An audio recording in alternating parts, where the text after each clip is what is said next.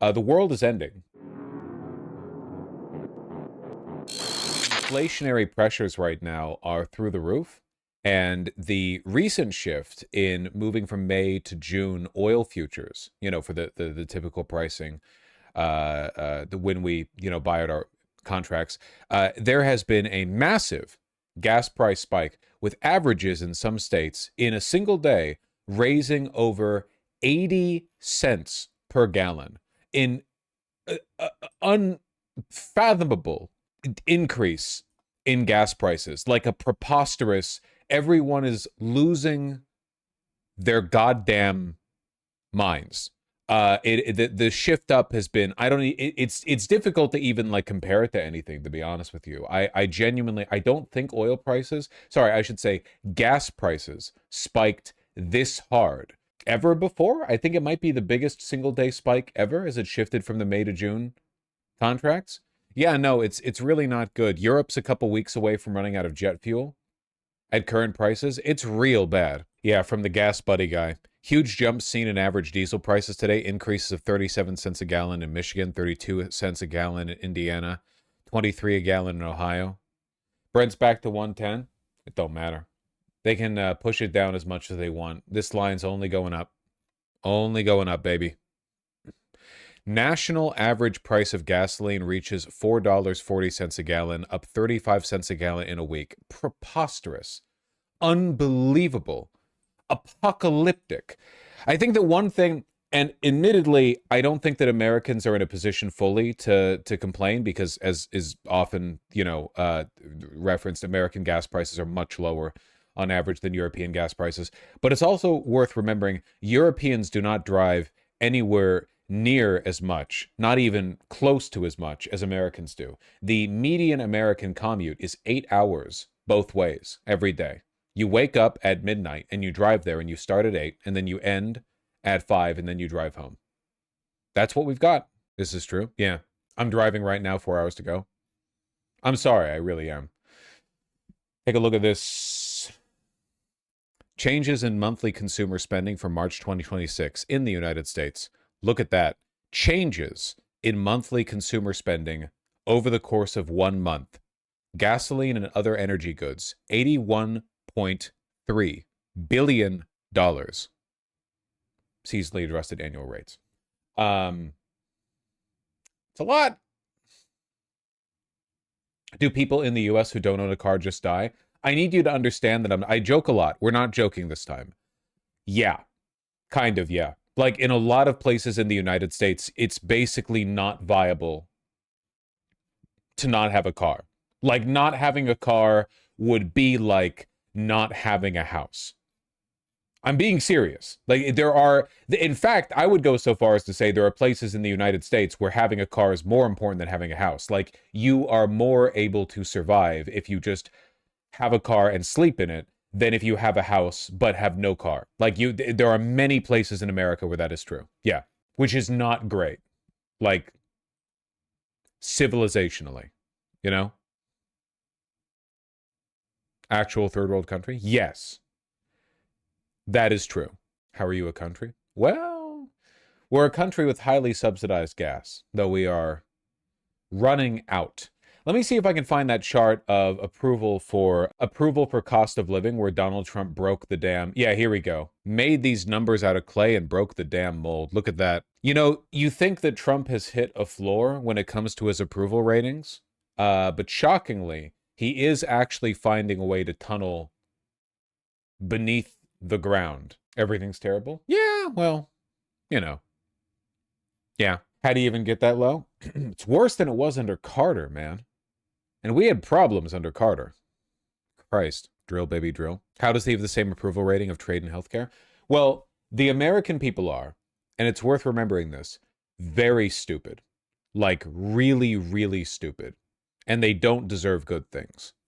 Every good thing an American gets is in spite of the karmic debt weighing against them. Every good thing an American enjoys is a karmic injustice. Goodness America experiences is weighed out globally by goodness non-Americans experience, because goodness Americans experience is a moral net negative. You must understand this. The Dems are probably headed for a House supermajority at this point. Well, there is another problem. In addition to all the gerrymandering, the Democrats are still very unpopular. In a generic poll, Democrats are only up +6 over Republicans. I mean, it's crazy, right? The Republican president is at like -42 on inflation, and Congress in general is at like -70 approval rating or some insane shit like that. But somehow the Democrats are only at +6. So it's pretty much like any successes we see in the midterms will be down to the merits of the individual candidates, not due to the name brand of the Democrats, you know? Plattner socializing Jon Stewart. That was the wrong segment, Ben. That was the previous segment. Did see this, though, and I guess it speaks towards the general not incompetence, evil of the National Dems. Despite a 40-point lead over Mills, who dropped out today, Graham Plattner says he hasn't heard from DNC leadership. The only explanation for this is that despite the fact that Graham Plattner is an ordinary guy who is blowing out the main Senate race, the Democrats are completely uninterested in understanding how he's doing it. Even though, and Plattner has been very busy. He goes town to town. Man is out there getting like the entire population of towns with 800 people in them, average age 65, out to their local church to go and see him speak. I mean, people love him there. They love him. But the Democrats are utterly uninterested in what he has to offer. And the reason for that is because his version of success is unreplicatable if you are pro-Israel. You cannot be pro-Israel and pro-populist. You cannot be pro-Israel and pro-life. You cannot be pro-Israel and pro-American. You just can't. If you were a Zionist, all of this would fall apart in an instant. You would never be able to produce this kind of energy. I think a great example of this is that Obama remains one of the most popular figures in politics, but he is himself too cowardly to take the obvious position on Gaza. And if Obama ran today under modern political pressures, he would be called out as a fake, because he was, and he is, and he's uninterested in anything except his own celebrity. A fact that has been demonstrated a million times over. But I want you to ask yourself how well you think Obama would do in this political environment. Let's run the clip. But here's the, I'm happy to talk about. He was asked if Gaza was a genocide. This, if it's a part of the question, but again, some rules around how we talk. Well, yes, there are disasters and catastrophes everywhere, sir.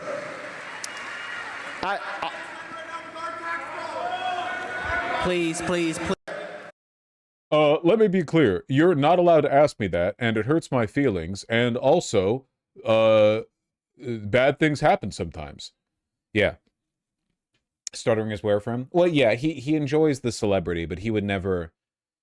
He doesn't want to, embrace any kind of controversial position.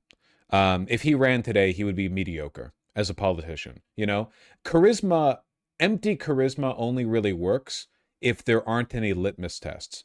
After Bush, Obama had a pretty free ride because nobody liked Bush. He was super unpopular. And also, the political environment in 2008 wasn't really one that demanded much of Obama. That's why he was able to run on a ticket of hope and change, whatever the fuck that means, Nowadays, we have specific demands, and he would not meet any of them.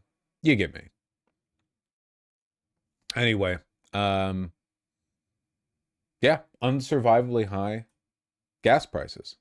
The Hill mad at Jon Stewart for that interview? Yeah, I'm sure. Jon Stewart says Democratic leadership and DNC are lost. It's worth remembering, and I'm sorry that I'm being boring about this or whatever. They're not lost. They are deliberately hamstringing themselves because they worship Israel and their capital donors. Donors who aren't even donating right now because the party is so ineffective, they're not even getting a return on that investment. It's not lost. They know what they're doing.